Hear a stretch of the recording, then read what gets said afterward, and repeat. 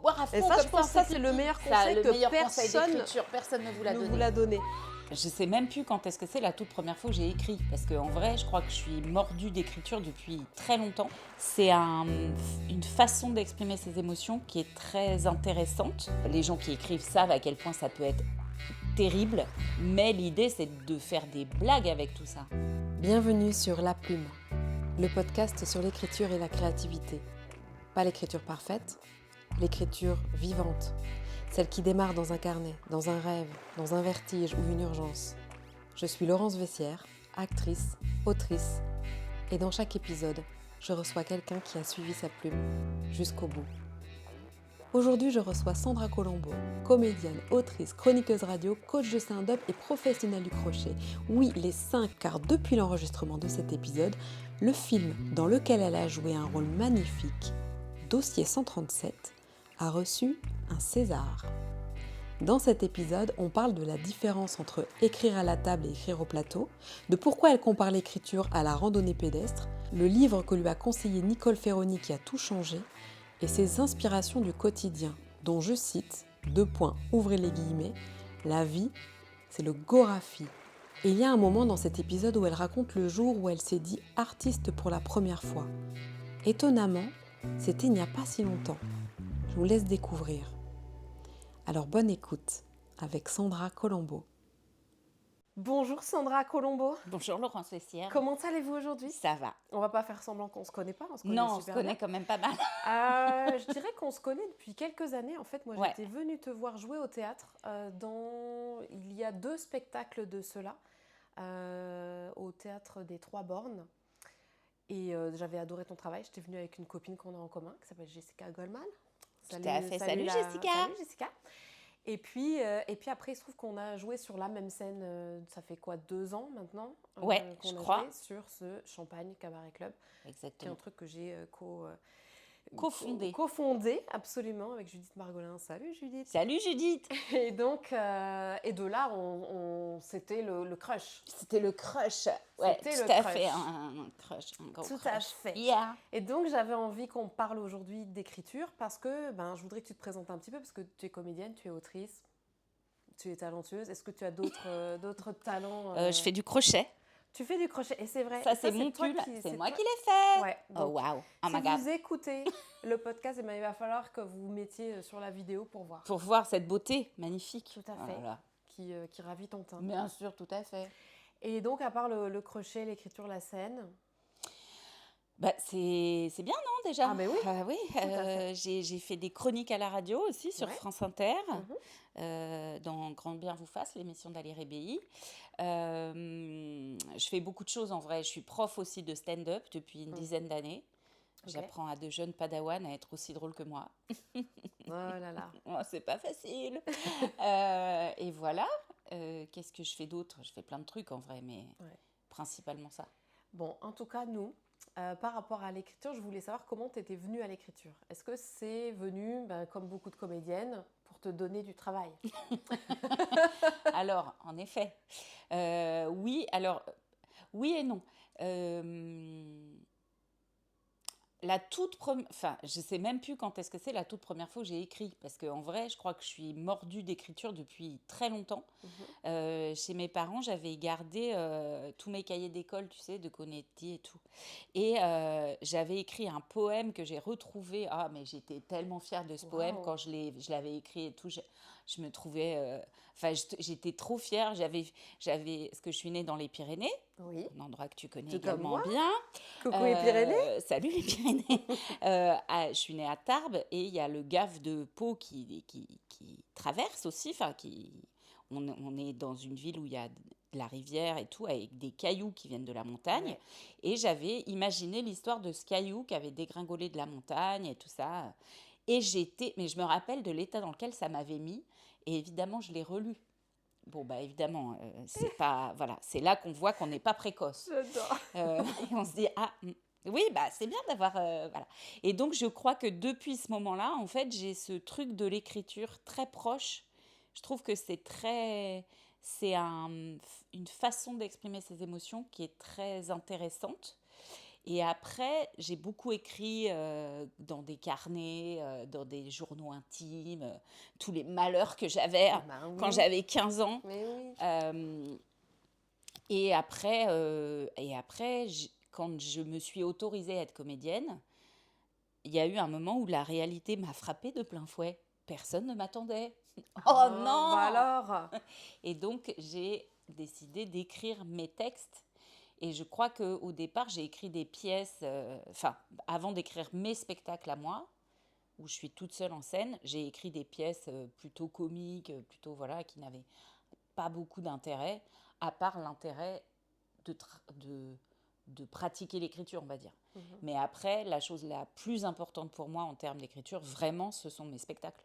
Où là, c'est ma voix, quoi. Il y a un truc très de je dis ce que j'ai envie de dire. Alors là, je le dis, parce qu'évidemment, là, je le dis de manière très sérieuse, parce que l'écriture, c'est sérieux en vrai. C'est compliqué d'écrire finalement. C'est pas une partie de plaisir, c'est pas genre ah ouais, non, je suis trop en vacances et tout. Non, non, c'est hyper la galère d'écrire. Les gens qui écrivent savent à quel point ça peut être terrible. Mais l'idée, c'est de faire des blagues avec tout ça. Donc voilà, et après de le jouer sur scène. Et il y a quand même un truc génial de pouvoir jouer son texte. Ouais. Et tu dirais que quand tu joues sur scène, il y a encore une autre réécriture? Ah ouais, il y a une réécriture de plateau, il y a une réécriture sur l'instant avec les gens qui sont là. Et après, il y a aussi... Moi, je réécris tout le temps mon texte, en vrai, par rapport à l'actualité, par rapport à des choses qui se passent. C'est 2 phrases par-ci, par-là. C'est aussi des trucs où je me dis, ah, mais là, ça pourrait être mieux, moins de mots. Parce qu'en stand-up, on cherche toujours un peu le moins de mots, l'efficacité la plus grande. Et donc, je suis tout le temps en train de retoucher. Et c'est en ça que je trouve que c'est un travail fascinant.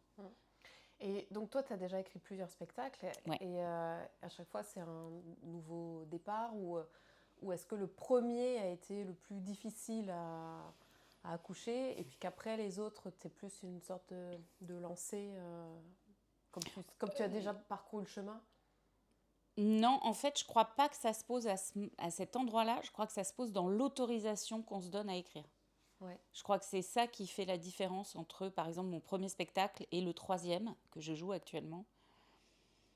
Je crois que c'est de s'autoriser et de se dire trust the process, en fait. On sait qu'à un moment, ça va arriver. Voilà, on sait le chemin par lequel on passe.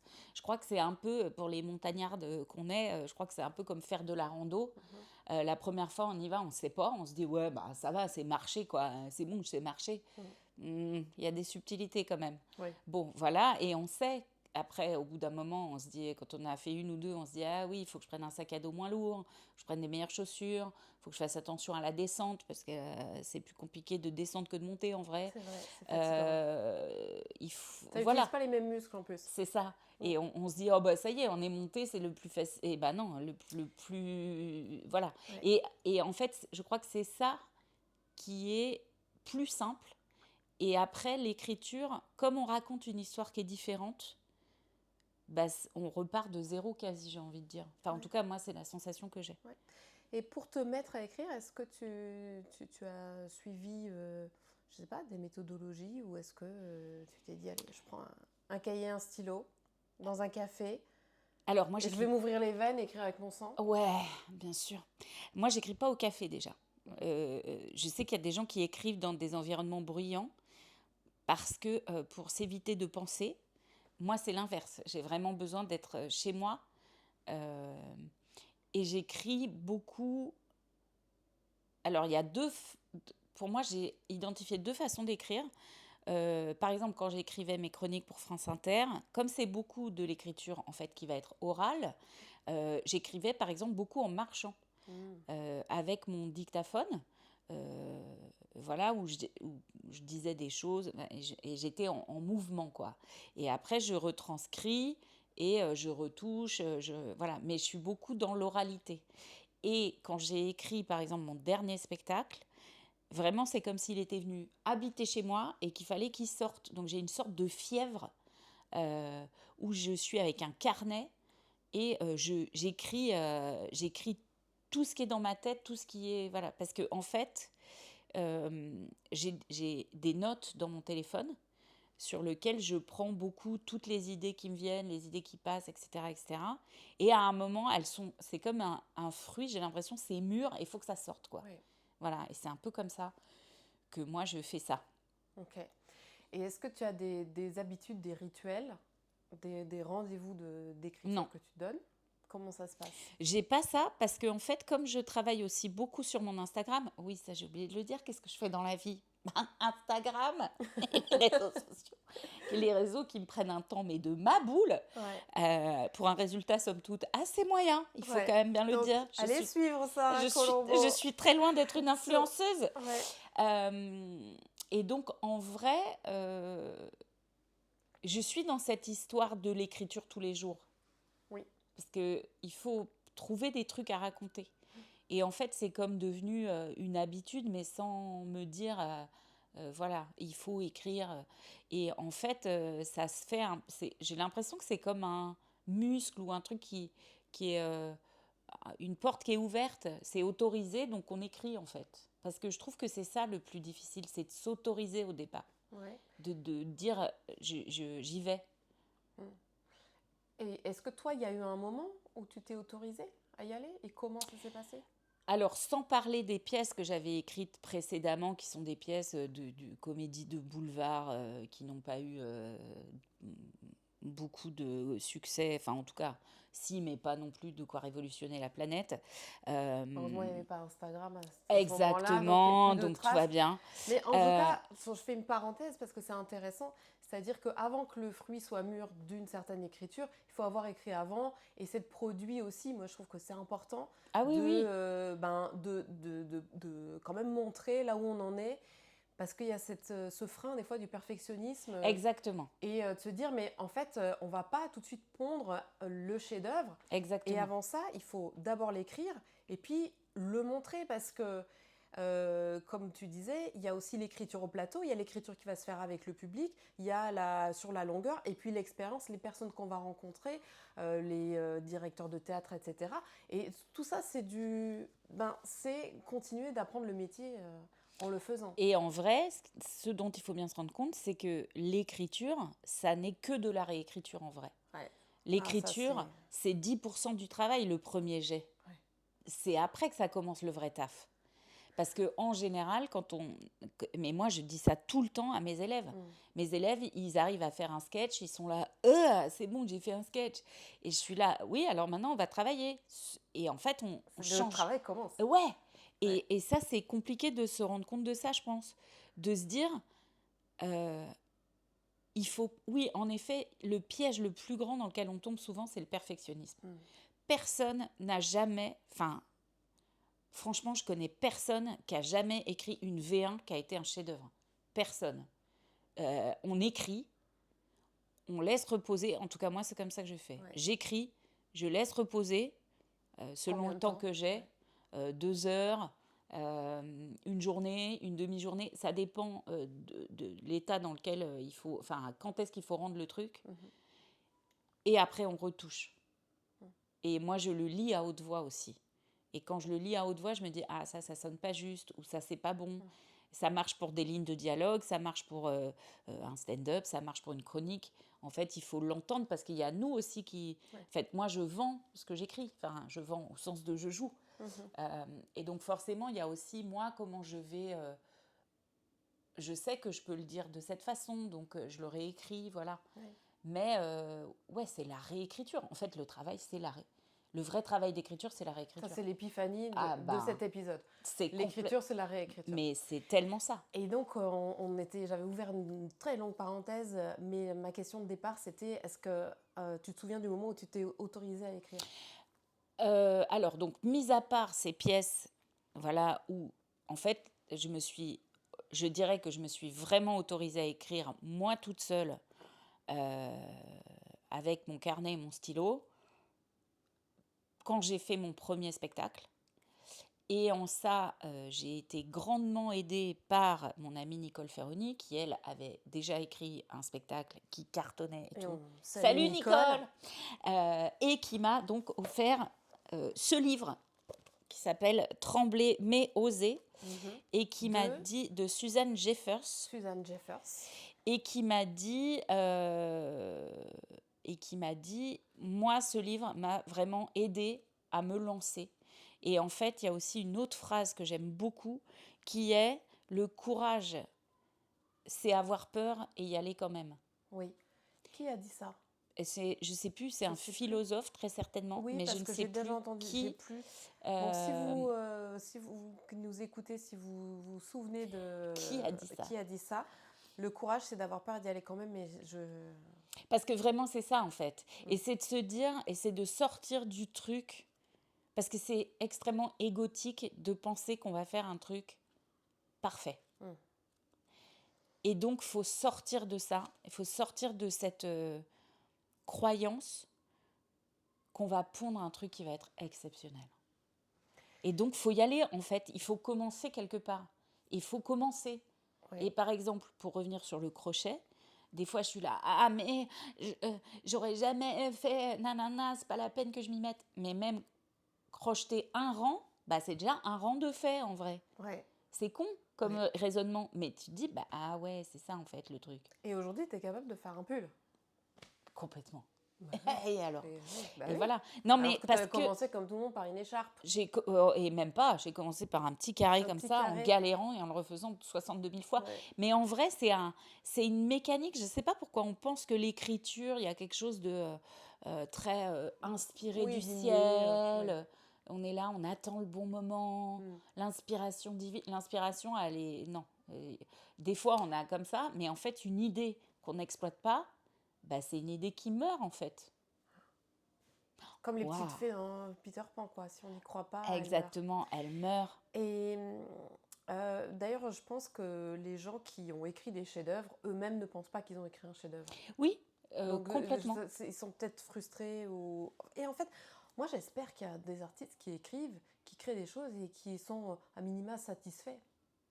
Ben, je crois, en fait, il y a déjà la satisfaction de faire un truc. Moi, je trouve à partir du moment où tu l'as fait, c'est déjà mieux que ceux qui l'ont pas fait. Exactement. Donc, ceux qui ont fait un rang de crochet, c'est mieux que celui qui a rien fait du tout. Moi, je suis incapable de faire déjà un rang de crochet. Donc déjà, là, tu peux t'auto-congratuler et voilà. Non, mais c'est ça, parce qu'on est beaucoup dans le truc de... En effet, comme tu disais, je m'ouvre les veines et j'écris avec mon sang. Ça, c'est beaucoup les artistes maudits qui sont là, personne ne reconnaît jamais mon talent. En fait, non. Et en vrai, il faut aussi se rendre compte qu'on écrit tous les jours. On écrit des textos, on écrit des mails, on écrit des listes de cours sur des post-it. Mais en vrai, on a un rapport très intime à l'écriture. L'écriture, ça fait partie de notre... C'est un des trucs qu'on apprend en premier dans la vie. Lire, écrire, compter. Avant, on a appris à marcher et à parler, mais c'est dans les premiers apprentissages. Et je ne sais pas pourquoi d'un coup, après, ça devient un peu comme un objet mystique, mythique, qu'on n'ose pas toucher, comme un Graal, comme ça, on se dit « Ah là là !» Mais parce qu'il y a aussi beaucoup le truc de... on croit qu'on est Victor Hugo, quoi. Faut arrêter. Ouais, mais c'est dans notre culture aussi, parce que par exemple, moi, des fois, je regarde des vidéos, des podcasts d'Américains, et ils disent, oui, je suis un auteur publié, I'm a published author, tu vois. Et moi, je me souviens, avant, je me disais, mais non, c'est pas ça, être auteur. Parce que pour moi, être auteur, c'était avoir forcément fait un roman, de la littérature, et que eux disaient, j'ai écrit mon livre de développement personnel, et ça. Je me dis, mais ça, c'est une méthodologie, c'est pas être auteur. Et après coup, je me dis, mais n'empêche qu'ils ont écrit un bouquin, tout ça. C'est ça. Mais il y a ce truc où je sens le poids de la littérature française sur mes épaules. Et alors, heureusement, moi, je lis pas beaucoup de littérature, donc j'ai ce fantasme qu'un jour, j'aimerais écrire un roman. Et peut-être que je le ferai parce que j'ai pas ce complexe par rapport aux auteurs, mais moi, j'ai plus de complexe par rapport aux scénaristes, par exemple. Ah oui. Ah, moi, les scénaristes... Et puis, les scénaristes, c'est très différent parce que y a une vraie méthodologie. Par exemple, quand on écrit pour la télé, qu'on est dans un pôle d'écriture pour des séries quotidiennes, type Ça t'est arrivé ? Demain nous appartient. Non, mais en revanche, j'ai une de mes amies qui le fait. C'est un taf... très Et millimétré, c'est vraiment très comme ça, quoi. codifié, ouais. Très codifié, on ne peut pas sortir beaucoup du truc. Euh, donc, c'est un autre travail pour moi. Ouais. C'est autre chose. Sauf, alors quand même, la qualité d'un scénario, c'est qu'une fois que c'est tourné, bah là, il n'y a plus de réécriture. Ah oui, Alors au moins, fini. c'est terminé. Je veux dire, Ah oui. voilà, Après, il y a le t'as montage bossé, qui est aussi une qui est réécriture. tout à fait une autre réécriture. Et puis qu'on peut après, tout tu peux changer un au peu montage. capitaliser, c'est-à-dire tu dis, voilà mon travail, tu peux aller Exactement. le voir et tu n'as pas besoin de motiver les gens à venir te voir sur scène en disant, c'est les 5 dernières, venez voir, parce qu'après c'est fini, ce spectacle Après, c'est c'est terminé. terminé. Donc il y a un truc au théâtre aussi de l'éphémère C'est ça. qui est très intéressant, même si bon, on peut faire des captations et tout ça. Alors je relis mon cahier parce que j'avais des questions pour toi. Tu as déjà répondu à tellement de choses. Ah. C'est quoi tes inspirations créatives? J'ai envie pas de te dire forcément, la vie. Ouais, voilà, j'allais dire, c'est pas forcément le théâtre, les écrits, tout Un ça. truc simple. Non, La vie. en vrai, c'est Je les te comprends gens. tellement. Non, mais c'est regarder les gens et la vie. Enfin, là, je veux dire, le monde est absurde. Ouais. Enfin, là, on est parti très vite, très loin. Hein. Oui. On est dans notre vie, c'est devenu le Gorafi, quoi. On dit, putain, c'est pas possible. Et en fait, je crois que regarder, observer avec ce truc de la blague, parce que c'est quand même mon métier, moi, la Ouais, blague, il vaut mieux parce que sinon. ça permet de faire un pas de recul et de se dire, ah, voilà. Mais là, il y a un moment où l'absurdité de la vie va nous rattraper. Moi, des fois, je suis là, je me dis, bah, Mais non, ouais, qu'est-ce que et je à peux un faire moment, comme c'est plus blague? absurde, c'est la réalité. Et C'est ça, ça. Et ça, c'est flippant des la fois. réalité, il y a on me disait l'autre jour, la réalité, c'est se prendre, se cogner à la vie, un truc comme ça. J'ai plus la citation. Ouais, Mais, parce que là, cette citation, elle est hyper éclairante. elle est hyper éclairante. Bon, bref. Mais C'est l'épiphanie de ce podcast. C'est ton. La vie, c'est ton la moment. vie, quoi. C'est quoi le meilleur conseil reçu par rapport à l'écriture ou la créativité? Alors, c'est un livre. Reçu. Again, qui s'appelle Comme par magie, Elizabeth Gilbert, d'Elizabeth Gilbert, l'autrice de Mange, prie, aime, qui est un film qui a été adapté qui a au été cinéma. un succès mondial de librairie, Ouais, il y a 10-15 ans. un succès mondial de film. Avec Julia Roberts. Exactement, Elizabeth Gilbert. Et donc, son rôle est joué par Julia Roberts. Et après ça, qu'est-ce que tu deviens? Parce que vraiment, Et ouais. quand on t'a incarné au cinéma par l'une des plus grandes actrices du monde, bon voilà. Il y a Et en faire une fait, petite dépression. exactement. Et ben, qu'est-ce qu'elle a écrit après? Elle a écrit Comme par magie. Oui. Et voilà, et c'est vivre sa créativité sans la craindre. Et franchement, moi, c'est un petit bouquin qui m'a vachement aidée.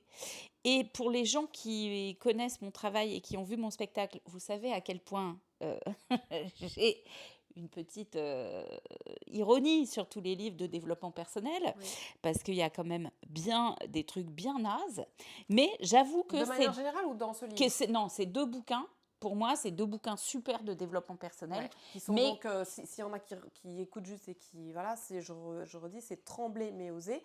Et Comme par magie. Et vraiment, Comme par magie, moi, ça m'a vachement aidée.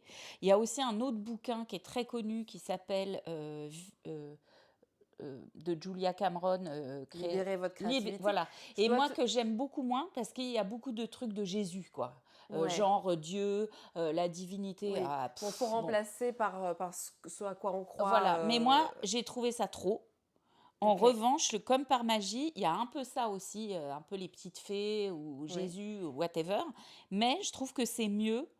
Je trouve que c'est plus simple d'abord et je trouve qu'il y a un truc de joie, justement. Il y a un chapitre en particulier qui t'a plu? Non, je crois que tout m'a plu. Un petit conseil, ok. Et là, je l'ai racheté parce que le premier que j'avais acheté, je l'ai tellement souligné qu'après, je voudrais le relire sans l'avoir souligné pour me dire « Ah ouais, ça me parle maintenant, ça me parle maintenant. » C'est beau. Voilà. Et tu as gardé l'autre copie? J'ai gardé l'autre, ouais. Alors moi, je l'ai lu, j'ai aussi beaucoup aimé. Alors, il se trouve que j'en ai parlé avec mon invité que j'ai reçu. Il y a une autre invitée qui est venue et qui en a Ah, c'est parlé vrai aussi. Et les autres invités que j'ai eu avant toi m'ont aussi parlé de Julia Cameron et Libérer votre créativité avec les fameuses pages du matin. Ah oui, Bon, Soulance. et donc je ne vais pas donner le même exemple dont j'ai parlé dans l'autre épisode. Il va falloir écouter, c'est l'épisode avec Laure Schmitz. Comme par magie, on en parle et on donne chacune les chapitres qui nous ont parlé particulièrement dans ce livre, comme par magie. Voilà, c'était mon petit teasing. Quel est le conseil que tu pourrais Quel est le conseil que tu pourrais donner? Alors tu disais le conseil que tu donnais à tes élèves qui était écrire, c'est réécrire. Est-ce que tu en as un autre? S'autoriser, je ne sais pas comment mieux dire ça. Ok. Il faut commencer quelque part. Et en fait... Alors, si je peux t'aider par rapport à ça, moi, je voudrais savoir, est-ce que tu aurais un conseil très concret de s'autoriser? Non, pas de s'autoriser, mais quand tu dis il faut commencer quelque part. Par exemple, quelqu'un là qui nous écoute, qui nous regarde, qui se dit « Ouais, mais moi, j'aimerais bien commencer quelque part et comment, quoi faire ?» Tu vois, concrètement... comment... ouais. Alors, par exemple, pour moi, j'aimerais, je sais pas, je te dis, moi, j'ai un fantasme d'écrire un bouquin. Oui. Très bien. Commence par pitcher ce livre. C'est-à-dire, écris sur une feuille, écris pas à ton ordinateur, parce qu'il y a aussi ça. Oui. Pour moi, l'ordinateur, c'est l'outil qui vient quand on a écrit à la main sur un carnet, un cahier, un je sais pas quoi.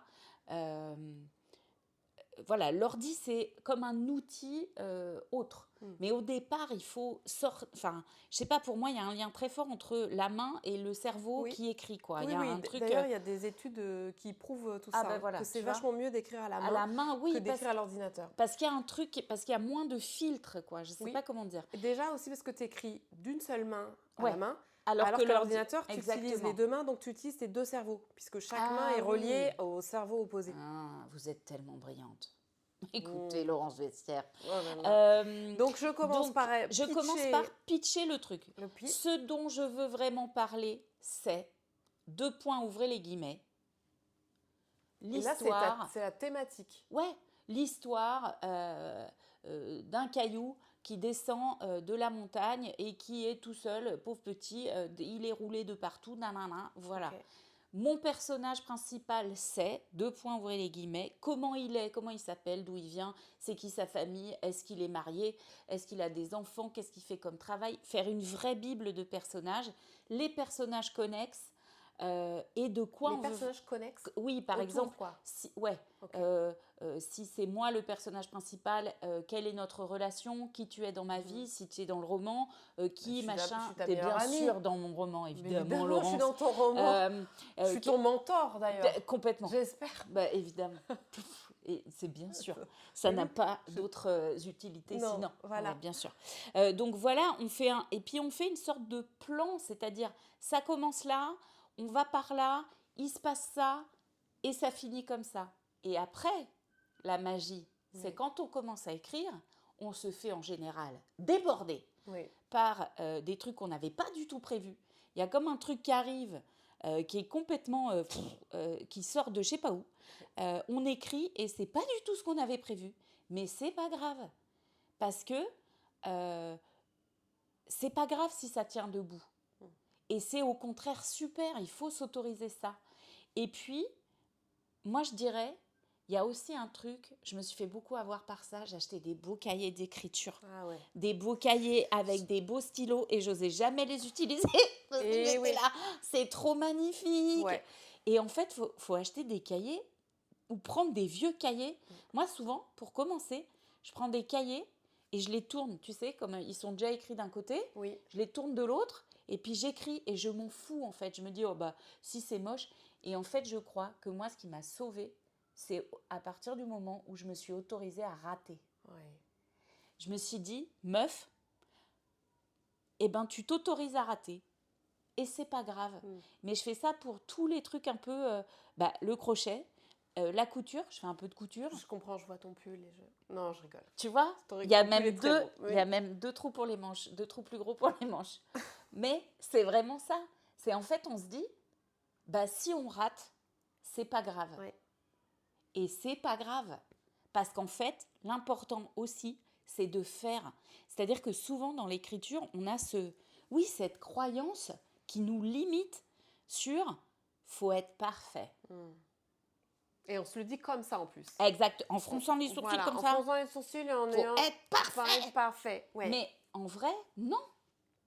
Enfin, je veux dire, est-ce que si tu te projettes sur un autre domaine ultra technique, la pâtisserie, est-ce que tu penses que Pierre Hermé, Michalak ou Cyril Lignac, quand ils ont fait leur première pâtisserie, quand ils étaient mômes, ils ont fait une pâtisserie, elle devait être déglingos, la pâtisserie. Ouais. Maintenant, c'est les plus grands chefs pâtissiers du monde. Parce qu'il y a aussi un truc qu'on oublie beaucoup, c'est que c'est un truc d'artisan, l'écriture. Oui. Il faut faire, refaire, refaire et accepter que c'est le process du truc. Et qu'en plus, les pâtissiers, ils ont dû commencer comme tout le monde, comme nous tous, par un gâteau yaourt. Exactement. Donc, en plus, Et il y a c'est ça pas grave. aussi. Et ça, j'aime beaucoup ce que tu racontes sur les carnets, parce que moi, longtemps, j'ai acheté des jolis carnets. Ah, mais moi aussi. Et avec des super stylos et tout ça. Ah, donc maintenant, j'ai une politique qui est...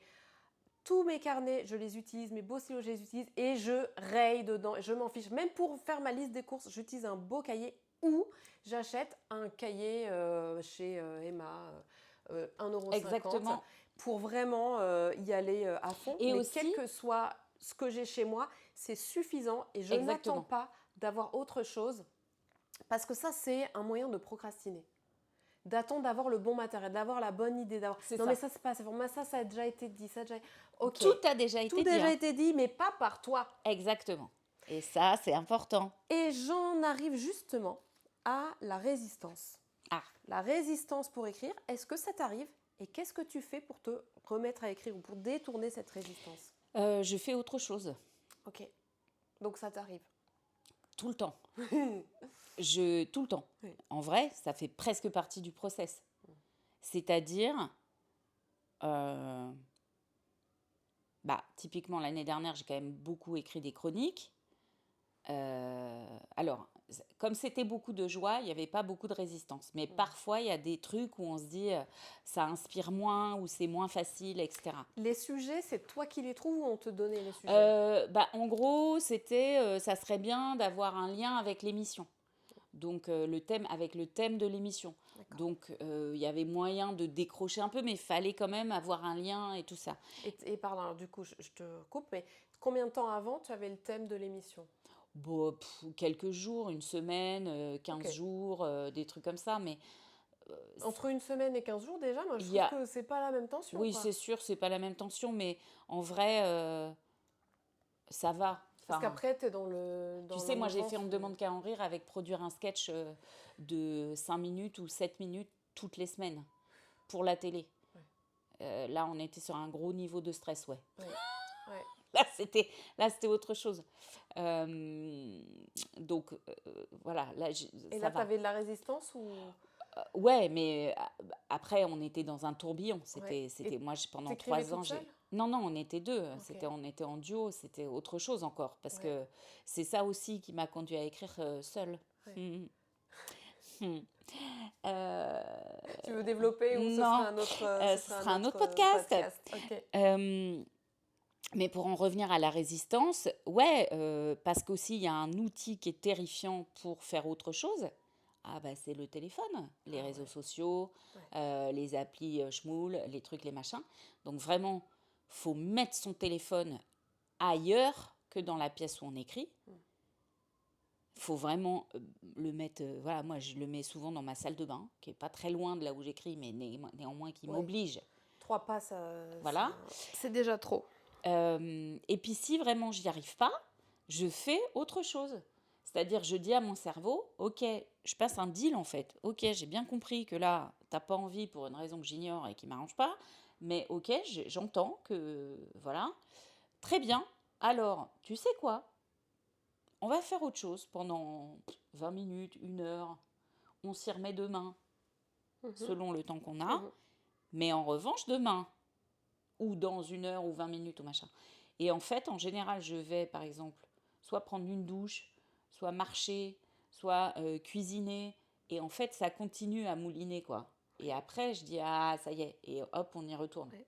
Alors ça, tu sais qu'il y a une explication Ah ouais? biologique à ça. C'est parce que donc moi, je me suis intéressée beaucoup à cette fameuse résistance. Donc on a deux... Alors, attention, je ne suis pas spécialiste de ce que je vais raconter après, et ce que je vais raconter après est très simplifié. Donc si vous êtes dans les neurosciences, c'est ultra simplifié ce que je raconte, d'accord? Et je m'en excuse. Disclaimer. On a en gros deux gros lobes de cerveau. Il y a d'autres cerveaux, mais il y a le cerveau créatif et le cerveau qui est plus administratif, on va dire, celui qui gère toutes les tâches. Le cerveau du langage et qui a une notion du temps. Et le cerveau créatif qui a aucune notion du temps. Bah oui, Et qui donc là, il vit sa vie. lui, il s'amuse, il rigole et tout ça. On va dire qu'à 80% du temps, ton cerveau un peu administratif, il va prendre le dessus parce qu'il faut gérer le quotidien, etc. Et toi, quand tu dois faire un rendu, par exemple pour une chronique France Inter ou autre, eh bien, tu es câblé sur ce cerveau du temps. Ce n'est pas le même cerveau qui va te donner les idées. Et le cerveau qui s'occupe du temps et de l'administratif, il va juste lâcher l'affaire au moment où il sait que tu es en automatique.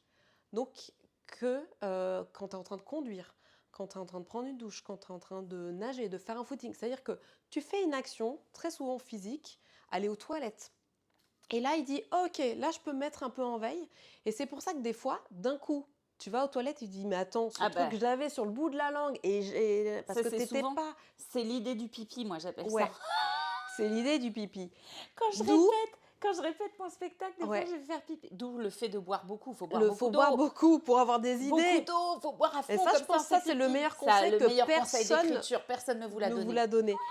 Et d'ailleurs, j'ai discuté avec une romancière il y a 2 semaines et elle m'a dit, le meilleur conseil qu'on ait pu me donner, c'est de ne jamais aller aux toilettes avec mon téléphone. Ah, jamais. Voilà. Donc Et en revanche, on le fait tous. ce truc que tu fais, tu vois, d'aller marcher, de Ouais. donner rendez-vous plus tard et ça, ben, c'est scientifiquement, on va dire biologiquement. Je ne savais pas. Ouais, la raison Comme pour laquelle j'apprends ça des marche. choses, comment j'ai bien fait traverser tout Paris pour venir te voir. J'adore. Alors, attends, je vais passer à la question suivante. La question suivante, c'est... Alors, on en a un peu parlé aussi. C'est quoi le cliché d'écriture qui n'est pas vrai pour toi? Ah ben c'est l'inspiration. Attendre l'inspiration. Attendre Non, moi je l'inspiration. n'écris pas pour tu sais, j'attends l'inspiration. Non, Mhm. l'inspiration elle vient jamais. En tout cas jamais quand on s'y attend. Non, il y a pas d'attendre l'inspiration. C'est un taf en fait. Mhm. Donc faut y aller. C'est comme si on disait devant un bloc de terre pour faire un petit gobelet comme ça. Ouais. J'attends que la terre soit prête. Ouais. Bah, la terre elle est jamais prête. Hein. Donc, En fait, c'est toi qu'il faut y aller. Il faut mettre les mains dans la terre. Et puis un faut jour, malaxer, il faut étaler, tu il vas faut y monter arriver. le bordel, il faut faire le truc et tout. Il faut y aller en fait. Il faut faire. Il faut pas croire que vraiment, d'un coup, ça y est, j'ai l'idée du roman. Je suis Victor Hugo. Ouais. Bon, journal d'un prisonnier. Nicolas Sarkozy, si tu nous regardes, vraiment ton inspiration, bof, bof. Ah bah écoute, comme il a écrit, j'espère Ah. l'interviewer dans ce podcast. Ah bah écoutez, n'hésitez pas. Sur ces On rituels va apprendre des d'écriture. choses. Je vais te poser une série de questions, il faut répondre rapidement. Oh my God. Rapidement, ok? Mais tu as déjà répondu finalement à certaines d'entre elles. Écriture du matin ou écriture du soir? Plutôt du matin, parce que en fait, moi je suis super opérationnelle entre, on va dire, 10h et 15h. Parce que forcément, comme moi je joue le soir ou je travaille tard le soir, je suis décalée, donc je ne me lève pas à 7h du matin. Mais en général, entre 10 et 15, je suis bien, et après 17h. Mais ça veut dire que... Mais moi, j'écris plus la nuit et tout ça. Ça y est, j'ai arrêté ça. C'est quand fini. j'étais jeune. Ouais. Maintenant, il faut que je Il y a dorme. 2 ans, quoi. Il y a 2 jours. Donc, de 10 à 15, ça veut dire que tu vas déjeuner à 15h ou Ouais. comment tu fais... Ok. Ouais. Donc, tu prends ton petit déj avant, après tu... Ou sinon, oui, je prends mon thé, mon café, voilà. Quand j'ai un peu la dalle, j'ai des petites graines du type noix de macadamia, nanana. Très bon pour le cerveau, le banane, trucs comme ça. Et voilà, et je fais une vraie pause. Et souvent aussi, je fais la sieste. Dans cette tranche 10-15 ou Après, je fais un temps calme, une sieste, voilà, pour faire autre chose, ou je fais autre chose, mais en tout cas, sauf si, évidemment, comme je le disais au départ, il y a un truc d'une sorte de fièvre faut que ça sorte, quoi. Où là, je peux écrire longtemps. Ok. Manuel de méthodo ou conseil d'amis? Bah, du coup, maintenant, aucun des deux, j'ai envie de dire. Je suis un peu autonome, forcément, mais au départ, les deux. C'est souvent beaucoup des amis. Bah, dans le cas de, par exemple, ça, Trembler mais oser, c'est vraiment Nicole qui m'a dit, Colombo, achète ce truc, ça va t'aider. Moi, ça m'a beaucoup aidé, etc., etc. Ta plus grande fierté créative? Bah, mes spectacles solo, je pense, vraiment. Écrire 3 spectacles, mine de rien, c'est quand même pas rien. Les jouer longtemps, voilà, tu vois, là j'attaque ma 3e saison au point virgule. Mon spectacle, là, ça fait à peu près 5 ans. Bon, après, il y avait les histoires de Covid et tout. Mon premier spectacle, je crois que je l'ai joué aussi 5 ans. Le deuxième, 1 an, mais après, il y a eu le Covid. Donc, ouais, c'est quand même des trucs qui tiennent la route. Et les gens Viennent et viennent, reviennent. reviennent, sont heureux, on est heureux. Enfin, c'est de la joie quand même, c'est chouette. Génial. Ton envie avec ton prochain projet? J'en ai tellement des prochains projets. En vrai, j'aimerais bien écrire une série. J'ai une super idée de série avec quelqu'un que tu connais d'ailleurs, Christine Anglio. Salut Christine. Salut Christine. On adorerait vendre cette série. J'ai aussi un autre projet de série, en tout cas un unitaire que j'adorerais. En fait, j'ai coécrit une pièce sur les féminicides avec Tadrina Hawking qui s'appelle Après coup. Et on adorerait transformer cette pièce qui marche extrêmement bien en un unitaire pour France Télé, Arte, France Télé si tu nous regardes. Oui. Voilà, mais là c'est autre chose. Mais ça, j'adorerais ça. Et puis j'aimerais, dans je sais pas combien de temps, 1 an, peut-être 2 ans, écrire un nouveau spectacle. Ouais.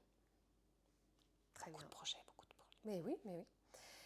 Le jour où tu t'es dit, ça y est, je suis artiste. C'est il n'y a pas si longtemps en vrai. Oh. Moi j'ai beaucoup lutté pour ça, ouais. Et c'est con, hein, c'est il y a très peu de temps. C'est il y a 1 an et demi, je pense. Alors ça fait 15 ans que je suis intermittente du spectacle. Ouais. C'est pas un métier, on est d'accord, intermittente, mais c'est juste ça signifie quand même le fait de gagner sa vie en tant qu'artiste. En tant qu'artiste.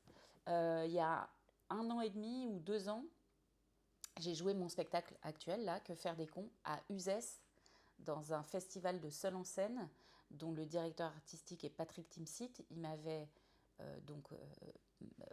sélectionné pour faire ce festival. J'ai joué tout mon spectacle, j'ai été donc toute seule, forcément, voilà, dans cette salle qui était très grande, qui fait 500 ou 600 places, qui était complète, et j'ai eu 2 standing ovations, une pendant le spectacle et une à la fin du spectacle. Oh là là. Et là, je me suis dit, bon, meuf, là... Tu maîtrises.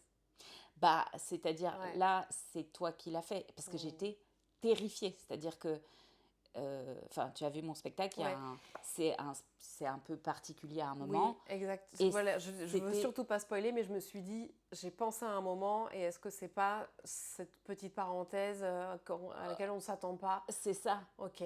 Et j'espère vous donner très envie en vous disant ça, parce que allez voir le spectacle, parce qu'effectivement, il y a une petite parenthèse qui est très bien amenée, et voilà. Mais bref. Et je crois que c'est là où je me suis dit... Alors que j'ai des bouquins qui ont été publiés, pour le coup, je suis un published author. Ouais.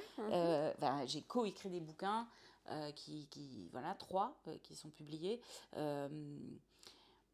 Et pourtant, ça c'est concret, c'est tangible. Ouais, mais il y a un truc où il y avait quand même cet imposteur qui était là. D'accord. Et là, je me suis dit, c'est toi, là, meuf, t'es toute seule devant cette salle qui s'est levée 2 fois.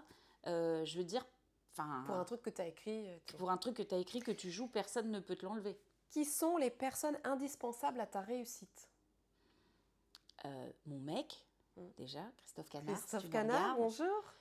Ah ouais, sans lui, je ne serais pas là où je suis, c'est évident. C'est aussi lui qui m'a poussée à démissionner de mon travail, à vraiment m'autoriser à faire ce métier et tout ça, en me disant, voilà, trembler mais oser vraiment. Mhm. Euh, Tu travailles toujours avec les mêmes metteurs en scène? non, là je travaille avec Marie Guibourg, qui est vraiment quelqu'un qui m'a énormément fait progresser, et dans ma vie personnelle, et sur le plateau, et dans mon écriture, et tout ça. Je suis très heureuse de l'avoir dans ma vie, donc je dirais aussi Marie Guibourg.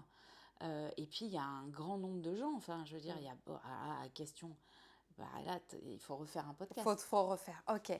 Comment est-ce que tu célèbres tes succès ou tes joies?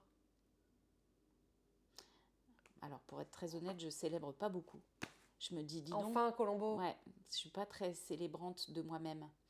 Je me dis, meuf, pas mal. Voilà. Et des Et fois, là, on est au summum on de, est au summum. de la Ouais, je suis célébration. très peu dans l'auto-célébration, clairement. Je me dis, well done, baby. Voilà, des fois, je me dis ça. Tu vois, par exemple, quand je réussis mon spectacle, c'est-à-dire que quand vraiment, et c'est heureusement souvent le cas, très souvent le cas. Par exemple, là, dernièrement, j'ai joué à Rennes, au Bacchus. Ça a été la magie, parce que des fois, c'est la magie. Tout est réuni, quoi. Ouais, il y a un truc d'une adhésion avec le public, un truc, je sais pas, il y a quelque chose qui est plus grand que toi. Mm. Et là, je suis sortie, je me suis dit, c'était cool, non? Et après, en général, je dors pas beaucoup. Ouais. Ce qui est quand même le signe. L'adrénaline, hein. C'est quand même le signe que ça a bien marché. Ouais. Tu te rejoues des fois le spectacle? Moi, ça m'arrive. Des fois, ça me réveille dans la nuit. Je refais, je rejoue. Pas trop. Ah ouais. J'ai arrêté ça, parce que ça prend trop de temps. Ah non, mais moi, c'est pas comme si je le voulais. Oui, ça me réveille la mais nuit. tu vois, je me dis, bah c'est fait en fait. Mais longtemps, hein, j'ai fait ça. Et en fait, il y a un truc où tu te dis, maintenant je dirais, mais si tu veux, on fera un podcast sur comment on fait quand on sort de scène. Ouais. Mais en gros, j'ai ces 3 trucs. Je me dis, allez, t'as droit, et quand je rate, je me dis, t'as droit de chouiner pendant 1 heure. Et après, c'est fini. C'est fini. Mais pleure, hein, pendant 1 heure. Tu peux râler, tu peux dire, ah, vraiment, j'étais pas contente parce que j'ai raté ci, raté ça.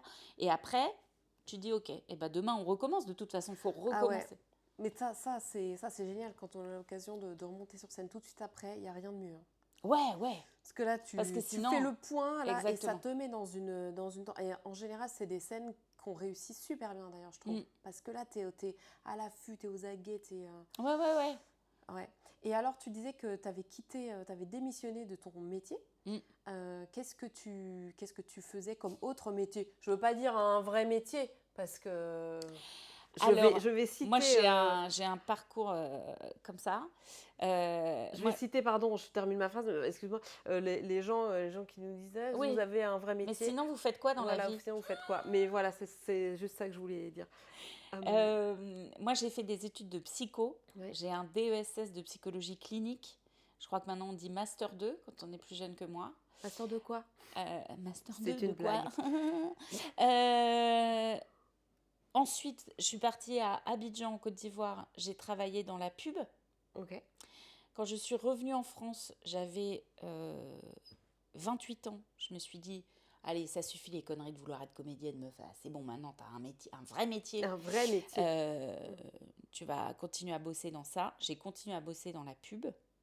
Et puis, à 30 ans, c'était ma première crise existentielle de l'entreprise où j'ai dit, si je reste là, je vais mourir. Ouais. J'avais la sensation d'être une petite bougie qui s'éteint. Oh. Tu sais, quand on met on met un Une verre cloche, au-dessus là, ouais. d'une petite... Voilà, et Et je après, me disais, j'ai plus d'oxygène, je vais mourir. C'est beau comme image. Je suis partie, j'ai joué une pièce pour laquelle j'étais payée. J'étais là, hey, comment j'ai bien fait. L'univers m'attendait. Bon, après, l'univers a perdu mon numéro. Donc, je suis retournée travailler dans la pub. Parce qu'on est passé sur les portables. C'est ça. Ouais. Et je suis retournée bosser dans la pub. J'ai fait beaucoup d'allers-retours entre la pub, le théâtre, Parce que tu t'arrêtais de bosser dans la pub pour jouer. Ouais. Et je négociais, en vrai, j'ai négocié mon départ une fois. Ensuite, j'étais en CDD, je ne voulais pas de CDI. Et puis un jour, mon chef de l'époque, je bossais chez Publicis Healthcare, la branche santé de Publicis. vient très fièrement me dire « C'est bon, Colombo, j'ai ton CDI ». Et je lui dis « Je n'en veux pas ». Oh là là, Et l'angoisse. là, je suis partie. Ouais. Et après ça, j'ai fait « On ne demande qu'à en rire ». D'accord. Quelques mois après ça. Et depuis, ça ne s'est pas arrêté. Voilà. Et je touche du bois. Et oui, touchons du bois. Eh bien, on arrive à la fin de ce podcast. Il y a Oh yeah. deux dernières choses que je voulais pour toi. C'était tout d'abord t'offrir ce cadeau. Oh, est-ce que c'est un stylo? C'est un stylo. Oh my God. C'est même mieux Est-ce que qu'un je peux stylo. l'ouvrir Tu maintenant? peux l'ouvrir absolument. Ouh, qu'est-ce que c'est? C'est même mieux qu'un stylo. C'est vrai? un crayon.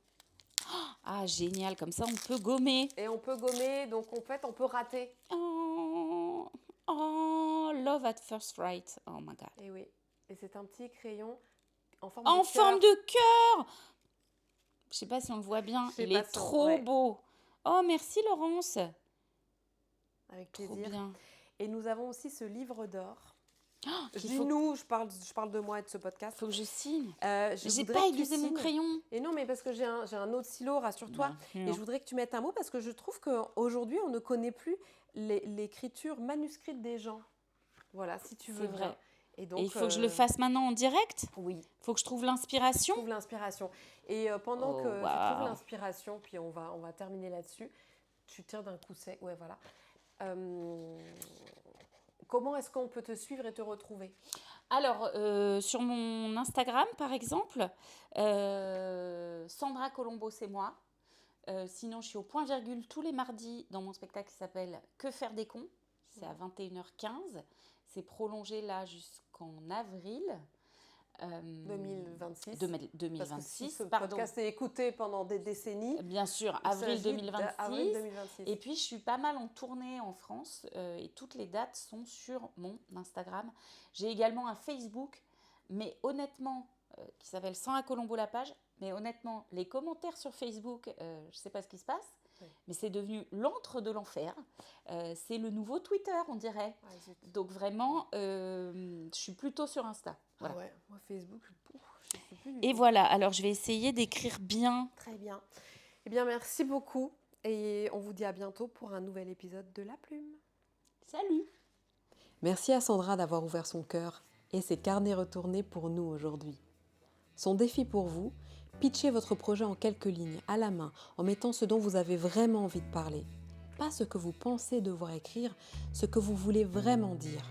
Quand on partage une idée, elle a plus de chances d'exister, alors on veut lire vos pitchs en commentaire. Dans le prochain épisode, Laure Schmitz, comédienne, autrice, cavalière, oui, les trois. Elle nous raconte comment elle a décroché une bourse d'écriture et croyez-moi, vous allez vouloir l'écouter. Pour recevoir ce podcast une semaine avant les autres, souscrivez à mon Substack. Vous recevrez aussi en exclusivité les références complètes de chaque épisode, mes impressions et le mot laissé par mon invité. Merci d'être là. Votre histoire mérite d'être racontée. Suivez votre plume.